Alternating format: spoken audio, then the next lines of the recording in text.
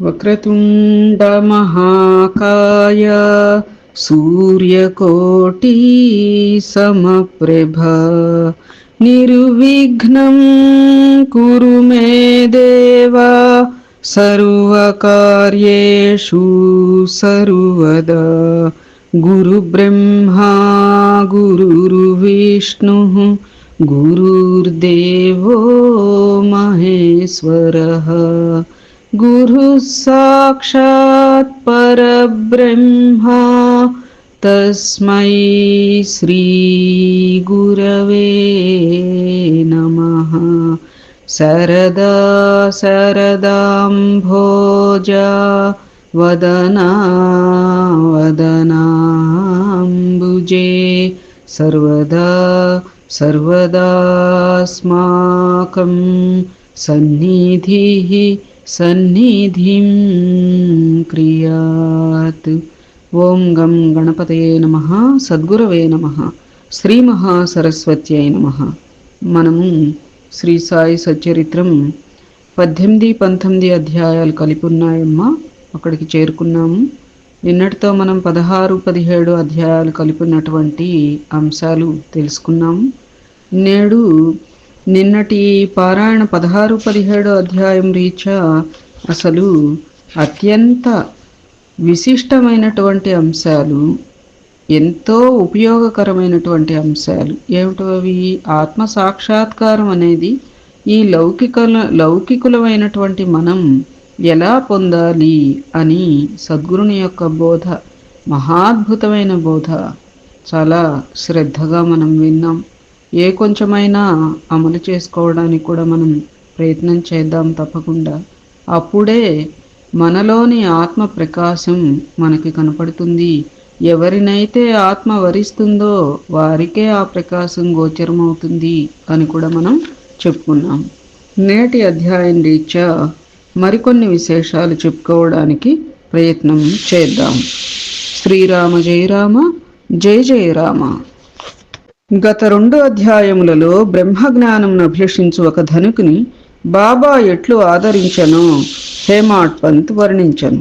రాబో 2 అధ్యాయములలో హేమాడ్ పంతును బాబా ఎట్లు ఆమోదించి ఆశీర్వదించెనో, బాబా ఎట్లు తమ భక్తులలో మంచి ఆలోచనలు ప్రేరేపించి మోక్షమునకు మార్గం చూపుచుండెనో, ఆత్మోన్నతి గురించి, పరనిందావాక్యములను గురించి, ఇతరుల కష్టమునకు ఇయ్యవలసిన ప్రతిఫలమును గురించి బాబా వారి ప్రబోధములెట్టువో వర్ణింతుము. ప్రస్తావనం: సద్గురువు మొట్టమొదట తన శిష్యుల యోగ్యతను కనిపెట్టి వారి మనస్సు కలత చెందకుండా తగిన బోధ చేసి తుదకు వారి లక్ష్యమైన ఆత్మసాక్షాత్కారమునకు దారి చూపునను విషయం అందరికీ తెలిసినది. ఈ విషయంలో సద్గురువు బోధించిన దానిని ఇతరులకు వెల్లడి చేయరాదని కొందరు అనెదరు. అట్లు గురువు బోధించిన దానిని వెల్లడి చేసినచో ఆ బోధలు నిష్ప్రయోజనములగునని వారి ఆలోచన. కానీ ఇది సరి అయినది కాదు. సద్గురువు వర్షాకాలపు మేఘము వంటి వారు. వారు తమ అమృతతుల్యములైన బోధలను పుష్కలముగా విశాల ప్రదేశములందు కురిపించెదరు. వానిని మనం అనుభవించి హృదయమునకు తృప్తికరముగా జీర్ణించుకుని పిమ్మట నిస్సంకోచముగా ఇతరుల మేలు కొరకు వెల్లడి చేయవలెను. ఇది వారు మన జాగ్రత్త అవస్థలోనే కాక స్వప్నావస్థలో కూడా తెలియచేయు విషయములకు వర్తించును. తన స్వప్నమందుగనిన రామరక్షా స్తోత్రమును బుధ కౌశిక ఋషి ప్రచురించిన ఉదాహరణము ఇచ్చట స్మరించవలెను. బుధ కౌశికముని రామరక్షా స్తోత్రాన్ని స్వప్నంలో తెలుసుకుంటారు కదా, అది లోక కళ్యాణం కోసం జగత్తులోకి తీసుకుండాలా అట్లా. అలాగే సద్గురువు మన మీద కురిపించినటువంటి అనుగ్రహాన్ని, అమృతతుల్యమైనటువంటి వారి బోధలు మనం ఆకళింపు చేసుకుని ఇతరులందరికీ కూడా శుభ్రంగా నిస్సంకోచంగా ఇతరుల మేలు కొరకు వెల్లడి చేయవచ్చు అని చెప్పి. అయితే ఇక్కడ మనం చెప్పుకోవాల్సింది ఏమిటి అంటే, అట్లా వెల్లడి చేసినందువలన మనలో అహం రాకుండా చూసుకోవాలమ్మా. మనలో అహం రాకుండా మనం వెల్లడి చేయవచ్చు. వెల్లడి చేస్తే సహజంగా అందరూ కొంచెం చిన్నపాటి ప్రశంసో పొగడ్తో ఇంకొకటిగాను అలా ఇతరులు మనల్ని యాక్సెప్ట్ చేయాలనేది కూడా మనం మనసులో ఏమాత్రం అలాంటి చింతన రానియకూడదు. నీ ఉద్దేశం గురుతత్వం అందరూ ఆకళింపు చేసుకోవాలి, ఆ రీత్యా నువ్వు పొందినటువంటి అనుభూతులు అనుభవాలు చెప్పుకోవచ్చు, అంతవరకే. అట్లా చెప్పిన పరంగా నువ్వు మళ్ళీ ఏదో పల్లకి హోరే ఎక్స్పెక్ట్ చేయకూడదు. అది నా భావన. అర్థమైందా? ఇహ మనం గొప్ప అని అందరూ అనాలని, మనం సంథింగ్ స్పెషల్ అనాలని, ఇట్లాంటివి కాదు. అక్కడ మెయిన్ ఎవరు? అసలు ఏమిటి నీ గొప్ప? మెయిన్ ఎవరక్కడ? అంశం ఎవరు? సద్గురువు. కాబట్టి నువ్వు మీడియేటర్గా ఉండి సద్గురువుదే అవతలికి చేరవేస్తున్నప్పుడు ఇంకేమిటి నీ గొప్ప? అదంతా కూడా ఆయనకి చెందుతుంది. నువ్వు జస్ట్ మార్కెటింగ్ అన్నట్టుగా. ఆధ్యాత్మిక మార్కెటింగ్ ఎగ్జిక్యూటివ్స్ మనందరం కదూ. అది అట్లా వెల్లడి చేసుకోవచ్చు అని. ప్రేమగల తల్లి గుణమిచ్చు చేదైన ఔషధములను బిడ్డ మేలు కొరకే బలవంతముగా గొంతులోనికి త్రోయినట్లు ఆధ్యాత్మిక విషయములను బాబా తన భక్తులకు బోధించువారు. వారి మార్గం రహస్యమైనది కాదు, అది బహిరంగమైనది.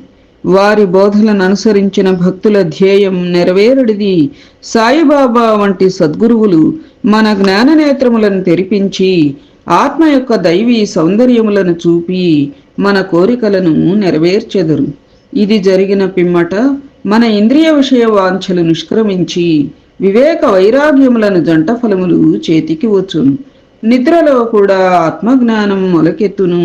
సద్గురువుల సహవాసం చేసి వారిని సేవించి వారి ప్రేమను పొందినచో ఇదంతయు మనకు లభించును. భక్తుల కోరికలు నెరవేర్చు భగవంతుడు మనకు తోడ్పడి మన కష్టములను బాధలను తొలగించి మనలను సంతోషపెట్టును. ఈ అభివృద్ధి పూర్తిగా సద్గురుని సహాయం వలననే జరుగును. సద్గురువును భగవంతుని వలె కొలవవలెను. కాబట్టి మనం సద్గురువును వెతకవలెను, వారి కథలను వినవలెను, వారి పాదములకు సాష్టాంగ నమస్కారం చేసి వారి సేవ చేయవలెను. ఇక ఈ అధ్యాయములోని ముఖ్య కథను ప్రారంభించదము. సాఠే. సాఠే అనునతడు ఒకప్పుడు మిక్కిలి పలుకుబడి కలిగి ఉండెను. కాలాంతరమున వ్యాపారంలో చాలా నష్టము పొందెను. అంతేగాక మరికొన్ని సమస్యలు అతనిని చికాకుపరచెను. అందుచే అతడు విచారగ్రస్తుడాయెను, విరక్తి చెందెను. మనస్సు చెడి చంచలమొగటచే ఇల్లు విడిచి చాలా దూరం పోవలననుకొనెను. మానవుడు సాధారణముగా భగవంతుని గూర్చి చింతించడు గాని కష్టములు నష్టములు దుఃఖములు చుట్టుకొనినప్పుడు భగవంతుని ధ్యానము చేసి విముక్తి పొందుటకు ప్రార్థించును. అంటే ఉత్తప్పుడు కూడా మనమందరం కూడా గురు శుశ్రూషలో ఉన్నవాళ్ళం కాబట్టి ఉత్తప్పుడు ఎప్పుడు కూడా ధ్యానం చేసుకుంటూనే ఉంటాం కదా. ఎప్పుడైనా చింతలు కష్టాలు నష్టాలు దుఃఖాలు వచ్చినప్పుడు మరింత ఎక్కువగా ప్రార్థన చేసుకుంటూ ఉంటాం. అయితే భగవంతుడు ఏం చేస్తారుట, మన యొక్క పాప కర్మలు ముగిసే వేళకి ఒక యోగీశ్వరునితో కలుసుకునేటువంటి పరిస్థితి కలగజేస్తారట. చూడండి, మనము ఒక మహనీయుడిని ఆశ్రయించాము అంటే పరోక్షంగా మన పాపకర్మలు నశించినట్లే, అవొక ముగింపు దశకు చేరుకున్నట్లే అన్నట్లుగా. వారు అప్పుడు ఆ యోగీశ్వరులు ఏం చేస్తారు, తగిన సలహానిచ్చి వారి క్షేమమును చూచెదరు. సాఠే గారికి కూడా అట్లే అనుభవం కలిగను. అతని స్నేహితులు షిరిడీకి వెళ్ళమని సలహా ఇచ్చిరి. అచ్చట సాయిబాబాను దర్శించి అనేక మంది శాంతి పొందుచుండిరి. వారి కోరికలు కూడా నెరవేరుచుండెను. సాఠే గారికి ఇది నచ్చెను. వెంటనే 1917వ సంవత్సరంలో షిరిడీకి వచ్చెను. అచ్చట శాశ్వత బ్రహ్మవలే స్వయం ప్రకాశుడై నిర్మలుడై శుద్ధ స్వరూపుడగు సాయిబాబాను చూసిన వెంటనే అతనికి మనశ్చాంచల్యం తగ్గిపోయి శాంతి కలిగను. అది ఎవరిని చూస్తే మన మనస్సు శాంతించి మనకి ఒక రకమైన ధైర్యం, ఒక రకమైన స్వస్థత, సాంత్వన మనస్సుకి కలుగుతుందో అటివారి సాంగత్యం మనం చేయవచ్చు అని మాస్టర్ గారు చెప్పారు. అది లౌకికంగా తీసుకున్నా ఆధ్యాత్మిక ప్రగతికి తీసుకున్నా కూడా తీసుకోవచ్చు. అట్లాగే ఇక్కడ సాయిబాబాను చూచిన వెంటనే ఈ సాఠే గారికి మనశ్చాంచల్యం తగ్గిపోయి శాంతి కలిగను. వాని పూర్వజన్మ పుణ్యము వలన బాబా యొక్క పవిత్రమైన పాదసేవ లభించెను. అతను గొప్ప మనోబలం కలవాడగుటచే వెంటనే గురుచరిత్రము పారాయణం మొదలెట్టెను. అది నిజంగా ఇప్పుడొచ్చిన అవకాశాన్ని అలక్ష్యం చేసుకుని చింతించుట వివేకం. తను సంసారమందుంచి మదిని భగవంతుని ఎందుంచిన వారు ధన్యజీవులు, ఉత్తములు అన్నారు. అట్లాగే మనం ఎక్కడికన్నా యాత్రలకు వెళ్ళినా, మహనీయుల దర్శనానికి వెళ్ళినా అక్కడ కూడా లౌకిక వ్యవహారాలలో, లౌకిక విషయాలతో, లౌకిక చర్చలతో, కబుర్లతో కాలక్షేపాలు చేయకుండా ఇలా ఆలోచించుకుని మనం టైంని సద్వినియోగం చేసుకోవాలి అని కూడా ఈ సద్గ్రంథాలు తెలియచేస్తూ ఉంటాయి కదా. అట్లా సాఠే గారు వెంటనే గురుచరిత్ర పారాయణం మొదలెట్టారుట. 7 రోజులలో చరిత్ర చదువుట పూర్తి కాగానే బాబా నాటి రాత్రి అతనికి ఒక దృష్టాంతమును చూపెను. అది ఇట్లుండెను. బాబా గురుచరిత్రము చేతిలో పట్టుకొని దానిలోని విషయములను ఎదుట కూర్చున్న సాఠేకు బోధించుచున్నట్లు అతడు దానిని శ్రద్ధగా వినుచున్నట్లు చూపెను. సాఠే నిద్ర నుండి లేచిన వెంటనే కలను జ్ఞాపకముంచుకొనెను, మిక్కిలి సంతోషించెను.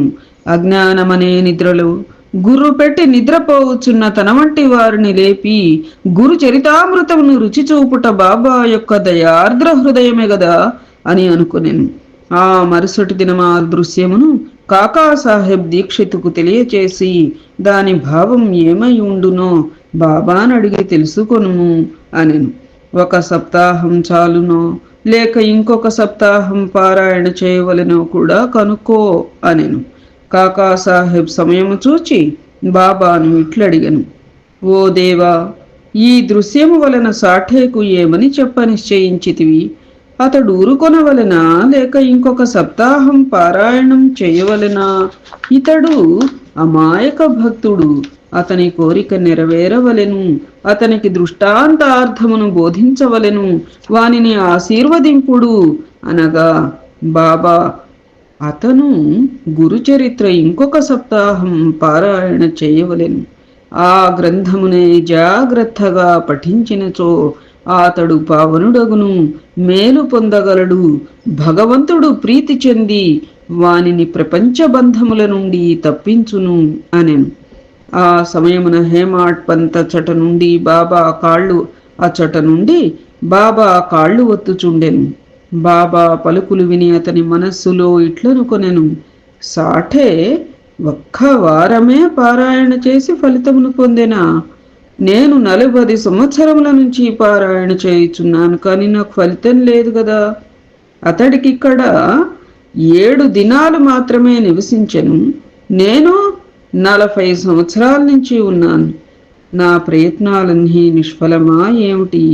చేతక పక్షి మేఘము నుంచి పడు నీటి బిందువుకై కనిపెట్టుకొని ఉన్నట్లు నేను కూడా బాబా తమ దయామృతమును నాపై వర్షించెదరని, వారి బోధనలచే నన్ను ఆశీర్వదించెదరని కనిపెట్టుకుని ఉన్నాను.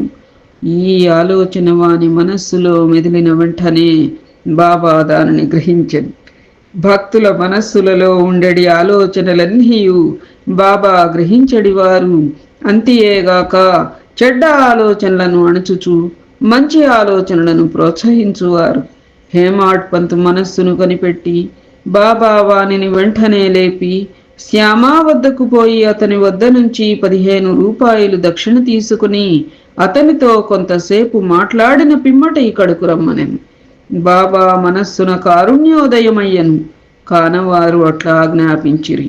బాబా ఆజ్ఞను జవదాటగలవారు ఎవరు? హేమాడ్ పంత్ వెంటనే మసీదు విడిచి బాబా గృహమునకు పోయెను. అప్పుడే అతడు స్నానము చేసి ధోవతి కట్టుకొనుచుండెను. అతడు బయటకు వచ్చి హేమాడ్ పంతుని ఇట్లడిగను, మధ్యాహ్న హారతి సమయమందు మీరిక్కడ ఎలా ఉన్నారు? మీరు మసీదు నుండి వచ్చుచున్నట్లున్నదే, ఏల మీరు చికాకుతో చంచలంగా ఉన్నారు? మీరు ఒంటరిగా వచ్చినారేలా? సరే, కొంతసేపు కూర్చుని విశ్రాంతి చెందుడు, నా పూజను ముగించి వచ్చేదను. ఈలోగా తాంబూలం వేసుకొనుడు, పిమ్మట ఆనందంగా కొంతసేపు కూర్చుని మాట్లాడుకొనిదం. ఇట్లనుచు అతడు లోపలికి పోయాను. హేమాడ్ పంత్ ముందర అవసారాలో కూర్చొనెను. కిటికీలో ఏకనాథ భాగవతమును ప్రసిద్ధ మరాఠీ గ్రంథముండెను. ఇది భాగవతంలోని ఏకాదశ స్కంధమునకు ఏకనాథుడు వ్రాసిన వ్యాఖ్యానం. బాబా సిఫార్సు చేయుటచే బాపూసాహెబ్ దీక్షిత్ భగవద్గీత దాని మరాఠీ వ్యాఖ్యానమైన భావార్థ దీపిక అనగా జ్ఞానేశ్వరి. భగవద్గీత ఇది కదా కృష్ణార్జున సంవాదం భగవద్గీత, కృష్ణ ఉద్ధవ సంవాదం ఏకనాథ భాగవతం అమ్మ. అది భగవద్గీతనే మనం జ్ఞానేశ్వరి అని చెప్పి మరాఠీ వ్యాఖ్యాన్ని భావార్థ దీపిక జ్ఞానేశ్వరి అని అంటూ ఉంటాం. అది సరే. భక్తులు వచ్చి బాబాను ఏదైనా ప్రశ్నలు వేసినప్పుడు బాబా కొంతవరకు జవాబిచ్చి అటుపైన వారిని ఆ గ్రంథముల పారాయణమును వినుమని పంపుచుండెను. ఆ గ్రంథములే భాగవత ధర్మములోని ముఖ్య గ్రంథాలు. భక్తులు బాబా ఆజ్ఞానుసారము ఆ సత్సంగములకు పోయి ఆ గ్రంథములు వినినప్పుడు వారి ప్రశ్నలకు సంతృప్తికరమైన సమాధానములు లభించుచుండెను. హేమాడ్ పంత్ కూడా నిత్యము ఏకనాథ భాగవతమును పారాయణం చేయువాడు. అది ఒకప్పుడు మన మనస్సులలో ఏదైనా సందేహం ఉత్పన్నమైతే అది చాలా తెలియకుండా ఎవరైనా చెప్పినటువంటి మాటల రీత్యా కానీ, తర్వాత ఏవైనా వింటున్నప్పుడు కానీ, లేదనంటే ఏవైనా చిన్న చిన్న క్యాప్షన్స్ ఏవైనా స్పిరిచువల్ ఏవైనా వచ్చే ఉంటాయి, వాటిల రీత్యా కానీ, మన ఆలోచనలకి కానీ మన సందేహాలకి కానీ మనకి సాంత్వన రీత్యా కూడా అలా ఆన్సర్స్ వస్తూ ఉంటాయి కదా.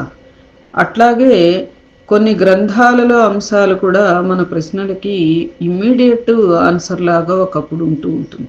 హేమాడ్ పంత్ గారికి ఏకనాథ భాగవతం నిత్యపారాయణ గ్రంథం కాబట్టి వారికి ఒకవేళ ఆ గ్రంథ పారాయణ కోసం అని చెప్పి నా ఇంటికి పంపించారేమో అన్నట్లుగా ఆలోచన కలిగింది. అదట్లా ఉంచి కొన్ని గ్రంథాలు ఏమిటి అంటే ఆ గ్రంథాలు వినేటప్పుడు వారి ప్రశ్నలకు సంతృప్తికరమైన సమాధానాలు లభించుచుండెను. ఇప్పుడు కాకాసాహెబ్ దీక్షిత్ ఇంటి పనిపిల్లత ద్వారా ఈశావాస్యోపనిషత్తు సారాంశం దాసగణ్ మహారాజ్ వారికి చెప్పించాల. అట్లా అన్నమాట. అట్లా ఒక్కొక్క గ్రంథం ద్వారా, అందుకని తను చెప్పేవన్నీ చెప్పినాక కొంతమందిని కొన్ని గ్రంథాలు చదవమని అందుకని చెప్పేవారు. యథావత ఎవరికి సూట్ అయ్యేటువంటిది వాళ్ళ పరిణితి రీత్యా, వాళ్ళ యొక్క ఆధ్యాత్మిక అవసరం రీత్యా, వాళ్ళ సందేహాల రీత్యా, వాళ్ళ ఆలోచన విధానానికి తగు రీత్యా అలా కొన్ని గ్రంథాలని ఆయన సూచించేవారు. ఏవి జ్ఞానేశ్వరి అని, తర్వాత ఏకనాథ భాగవతం అని, దాసబోధ అని, ఇలా విష్ణు సహస్రనామం అని, గురు చరిత్ర అని అట్లా సూచించేవారన్నమాట. సరే, హేమాడ్ పంతు ఆ దినము తాను నిత్యము చదువు గ్రంథ భాగం పూర్తి చేయక కొందరు భక్తులతో కలిసి మసీదుకు పోయాను. శ్యామ ఇంటి కిటికీలో ఉన్న ఏకనాథ భాగవతమును తీయగా తాను ఆనాడు పూర్తి చేయని భాగము వద్దనే పుస్తకం తెరుచుకొనెను. చూడండి, ఒకప్పుడు అట్లా అవుతూ ఉంటుంది కదా. మనకు కూడా అత్యంత ఆశ్చర్యంగా అది ఏమిటి అంటే, మన దినచర్య సక్రమంగా నడిపించడానికని మనం భగవంతుని దృష్టిలో ఉన్నామని, మనం చేసేటువంటి పారాయణ వారు వింటున్నారు, వారు గ్రహిస్తున్నారు అనేటువంటి దృష్టాంతం రీత్యా కొన్ని మనకి అట్లా సంభవిస్తూ ఉంటాయి. తన నిత్య పారాయణము పూర్తి చేయుటకే కాబోలు బాబా తన్నచ్చుటకు పంపినని హేమాడ్ పంత్ అనుకొనెను. వెంటనే తన నిత్య పారాయణమును పూర్తి చేసెను. పిమ్మట శ్యామ తన పూజను ముగించి బయటకు వచ్చెను. వారిరువురికి ఇదిగో సంభాషణ జరిగెను. హేమాడ్ పంత్: నేను బాబా వద్ద నుండి ఒక కబురు తీసుకుని వచ్చినాను. బాబా నీ వద్ద నుండి 15 రూపాయలు దక్షిణ తీసుకుని రమ్మని నన్ను ఆజ్ఞాపించి ఉన్నారు. అంతేకాదు, కొంతసేపు నీతో కూర్చుని మాట్లాడిన పిమ్మట మసీదుకు రమ్మని చెప్పిరి అని. శ్యామ ఆశ్చర్యంతో, నా వద్ద డబ్బులు లేవు, నా 15 సాష్టాంగ నమస్కారములు పైకముకు బదులుగా బాబాకు సమర్పించుము అన్నారు. ఒక కళ్ళని డబ్బులు లేకపోయినా కానీ అడిగేవారు. అందులో ఆంతర్యం వేరమ్మ. ఒక కళ్ళను అప్పు చేసి తీసుకురమ్మని అడిగేవారు, అక్కడ ఏమిటి అంటే ఒక రకమైనటువంటి అహంభావాలవి తగ్గటాలకి, రెండోది వాళ్ళ మేలు కోసమని, లేకపోయినా సరే అడిగైనా ఇవ్వమని చెప్పనటం, తర్వాత ఇచ్చేవారిలో కూడా దాన గుణాన్ని ఒక రకంగా పెంపొందించేటువంటి ఆలోచనలతో అలా చేసేవారు. అట్లాగే ఇక్కడ శ్యామ గారు తన వద్ద డబ్బులు లేవు, 15 రూపాయలు ఎక్కడున్నాయి, 15 సాష్టాంగ నమస్కారములు వైకంనకు బదులుగా బాబాకు సమర్పించండి అన్నారు. హేమాడ్ పంతు సరే, నీ నమస్కారములు ఆమోదింపబడింది. మనం కూర్చుని కొంతసేపు మాట్లాడుకొందాం. మన పాపములను నశింపచేయునట్టి బాబా లీలలను కథలను చెప్పుము అని. శ్యామ అయితే కొంతసేపు కూర్చును. ఈ దేవుని లీలలు మిక్కిలి ఆశ్చర్యకరమైనవని నీకు ఇదివరకే తెలియను. నేను పల్లెటూరి వాడను, నీవా చదువుకున్న పట్టణవాసివి. నీవిక్కడకు వచ్చిన తరువాత కొన్ని లీలలను చూచియే ఉందువు. వానిని నీ ముందు నేనెట్లు వర్ణించగలను. సరే, ఈ తమలపాకులు వక్క సున్నము తీసుకుని తాంబూలం వేసుకొనుము. నేను లోపలికి పోయి దుస్తులు ధరించి వచ్చేదను. ఇందాక స్నానం చేసి అప్పుడే వచ్చి ధోవతి ధరించి పూజ చేసుకోవటానికి వెళ్ళారు కదా, ఇప్పుడు మసీదులో హారతి టైం అవుతుంది కదా, అందుకని తాంబూలం వేసుకుంటూ ఉండండి, ఇప్పుడే దుస్తులు ధరించి వస్తానంటే చొక్కా అవి వేసుకుని వస్తా అన్నట్లుగా. కొద్ది నిమిషములలో శ్యామ బయటకు వచ్చి హేమాడ్ పంతుతో మాట్లాడుచూ కూర్చొనెను. అతడు ఇట్లనేను, ఈ దేవుని లీల కనుగొన శక్యము కానిది. వారి లీలలకు అంతు లేదు, వానినెవ్వరు గమనించగలరు. వారి లీలలతో వినోదించునట్లు అగుపడినను వారు వాని నంటినట్లు కనిపించరు. మా వంటి జానపదులకేమి తెలియను. బాబాయే ఈ కథలను ఎందుకు చెప్పరాదు? మీ వంటి పండితులను నా వంటి పామరుని వద్దకేల పంపుచున్నారు. వారి మార్గములు ఊహింపరానివి, అవి మానవుల చేష్టలు కావని చెప్పగలను. ఈ ఉపోద్ఘాతంతో శ్యామ ఇట్లనెను, నాకొక కథ జ్ఞాపకమునకు వచ్చుచున్నది, అది మీకు చెప్పెదను. నాకది స్వయముగా తెలియను. భక్తుడు ఎంత మనోనిశ్చయముతో పట్టుదలతో ఉండునో బాబా అంత త్వరగా వారికి సహాయపడును. ఒక్కొక్కప్పుడు బాబా భక్తులను కఠిన పరీక్ష చేసిన పిమ్మటనే వారికి ఉపదేశమిచ్చును. ఇచ్చట ఉపదేశం అనగా దేవుటి ఉపదేశాలు వద్దు ఆయనే ఇచ్చారని అనుకోకూడమ్మా. ఉపదేశం అంటే ఇక్కడ నిర్దేశం, మార్గ నిర్దేశనం అన్నమాట. ఈ మార్గంలోకి వెళ్ళు అని చెప్పి మార్గం చూపించటం అక్కడ. అది ఉపదేశం అన్న మాట విన్న తోడనే హేమాడ్ పంతు మనస్సులో ఒక స్మృతి తడుక్కుమనెను. అది వెంటనే సాఠే గారి గురుచరిత్ర పారాయణం జ్ఞప్తికి వచ్చెను. తన మనస్సునకు శాంతి కలిగించు నిమిత్తం బాబా తనను అచ్చటకు పంపియుండుననుకొనెను. అయినప్పటికీ ఈ భావమును అణుచుకొని శ్యామ చెప్పు కథలను వినుటకు సిద్ధపడెను. ఆ కథలన్నీయు బాబాకు తన భక్తుల యందు ఎట్టి దయాదాక్షిణ్యములు గలవో తెలుపును. వానిని వినగా హేమాడ్ పంతుకు ఒక విధమైనటువంటి సంతోషం కలిగెను. శ్యామ ఈ దిగువ కథను చెప్పదొడంగెను. శ్రీమతి రాధాబాయి దేశ్ముఖ్. రాధాబాయి అని ఒక ముసలమ్మ ఉండెను. ఇవాళ్లే మనకి గురుగీతలో ఈ అంశం చెప్పుకున్నాం కదా అమ్మా. ఆమె ఖాసాబా దేశ్ముఖ్ గారి తల్లి. బాబా ప్రఖ్యాతి విని ఆమె సంగమనేరు గ్రామ ప్రజలతో కలిసి షిరిడీకి వచ్చెను. బాబాను దర్శించి మిక్కిలి తృప్తి చెందెను.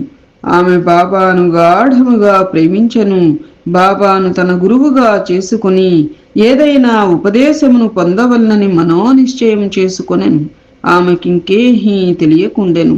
బాబా ఆమె సంకల్పమును ఆమోదించక తనకు మంత్రోపదేశం చెయ్యనిచో ఉపవాసముండి చచ్చేదనని ఆమోదించకపోతే అన్నట్లుగా.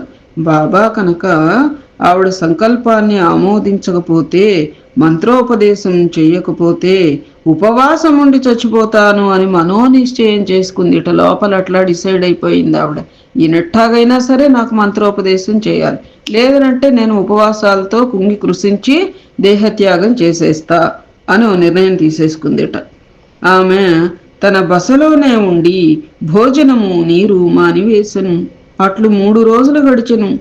ఆమె పట్టుదలకు నేను భయపడి, అంటే ఈ కథ అంతా ఎవరు చెప్తున్నారు? శ్యామ గారు కదా. అట్లా ఆమె పట్టుదలకు నేను భయపడి ఆమె పక్షమున బాబాతో ఇట్లంటిని, దేవా, మీరేమి ప్రారంభించితిరి? నీవనేక మందిని ఇచ్చటకు ఈడ్చెదవు. ఆ ముదుసలిని నీవు ఎరిగే ఉందువు. ఆమె మిక్కిలి పట్టుదల గలది. ఆమె నీపైన ఆధారపడి ఉన్నది. ఆమె చచ్చు వరకు ఉపవసింప నిశ్చయించుకొని ఉన్నది. నీవు ఆమెను అనుగ్రహించి ఉపదేశమిచ్చునంత వరకు ఆమె తన నిరాహార దీక్షను మానదు. ఆమెకేమైనా హాని జరిగినదా? ప్రజలు నిన్నే నిందించెదరు. నీవు తగిన ఆదేశమివ్వకపోవుటచే ఆమె చచ్చిపోయినది అని లోకులనెదరు. కాబట్టి ఆమెను కరుణించుము, ఆశీర్వదించుము, ఆమెకు తగిన దారి చూపుము. ఆమె మనోనిశ్చయమును చూచి ఇహ బాబా ఆమెను పిలిపించి ఈ క్రింది విధముగా బోధించెను. ఓ తల్లి, అనవసరమైన యాతనకేల పాల్పడి చావును కోరుకొనుచున్నావు. నీవు నిజముగా నా తల్లివమ్మా. నేను నీ బిడ్డను. నా యందు కనికరించి నేను చెప్పునది పూర్తిగా వినుము. నీకు నా వృత్తాంతమును చెప్పెదను. నీవు దానిని బాగా వినినచో నీకది మేలు చేయును. నాకు ఒక గురువు ఉండెను. వారు గొప్ప యోగీశ్వరులు, మిక్కిలి దయార్ద్ర హృదయులు. వారికి చాలా కాలం శుశ్రూష చేసి తిని, కాని నా చెవిలో వారు ఏ మంత్రము ఊదలేదు. నాకు వారిని వదిలిపోవ తలంపే లేకుండెను. నేను వారితోనే ఉండుటకు, వారి సేవ చేయుటకు, వారి వద్ద కొన్ని ఉపదేశములను గ్రహించుటకు నిశ్చయించుకుంటుని. కాని వారి మార్గం వారిది. వారు నా తల గొరిగించిరి. నా నుండి 2 పైసలు దక్షిణ అడిగిరి. నేను దానిని వెంటనే వారికి సమర్పించి తిని. మీ గురువుగారు పూర్ణ కాములైనచో వారు మిమ్ములను దక్షిణ అడుగునేలా? వారు నిష్కాములని ఎట్లనిపించుకుందరు అని నీవు అడగవచ్చును. దానికి సమాధానం సూటిగా చెప్పగలను. వారు డబ్బును లక్ష్య పెట్టేవారు కారు. ధనముతో వారు చేయనది ఏమున్నది? వారు కోరిన 2 కాసులలో ఒకటి నిష్ఠ, రెండవది సంతోష స్థైర్యములతో కూడిన ఓర్పు. నేనీ రెంటిని వారి కర్పించి తినమ్మా. వారు ప్రసన్నులైరి. సాయిరాం. నా గురువును అట్లు 12 సంవత్సరములు సేవించి తిని. వారే నన్ను పెంచి పోషించిరి. భోజనమునకు గాని వస్త్రములకు గాని నాకు లోటు లేకుండెను. వారు పరిపూర్ణులు. వారు ప్రేమావతారమని చెప్పవచ్చును. ఆ ప్రేమను నేనెట్లు వర్ణించగలను? వారు నన్ను మిక్కిలి ప్రేమించడివారు. ఆ విధమైన గురువే ఉండరు.